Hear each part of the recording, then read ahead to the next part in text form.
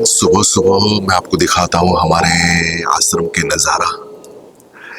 इतनी ब्यूटीफुल, इतनी green scenery है ना, मैं आपको बता भी नहीं सकता। ये देखिए बुजुर्ग लोग सुबह सुबह योगा मेडिटेशन चालू है सबका, बैठे हैं सब लोग।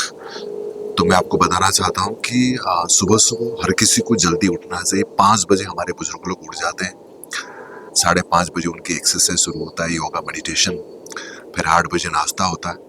तो इसलिए बिस्तर जल्दी छोड़ना है, हेल्दी रहना है, फिट रहना है, तो इनसे कुछ सीखिए आप। और ये सारे हमारे बुजुर्ग लोग हैं जो अभी इनका एक्सरसाइज चालू है। अभी इसके बाद योगा होगा, मेडिटेशन होगा, प्राणायाम चल रहा है।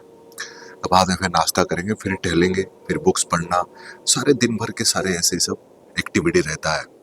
हमारे आश्रम में एक रूल्स रेगुलेशन हमने बनाया है, हर बुजुर्ग आदमी इसको फॉलो करते हैं ताकि फिट रहे। देखिए इनकी, हाँ हाँ, क्या बात है, क्या बात है, क्या बात है।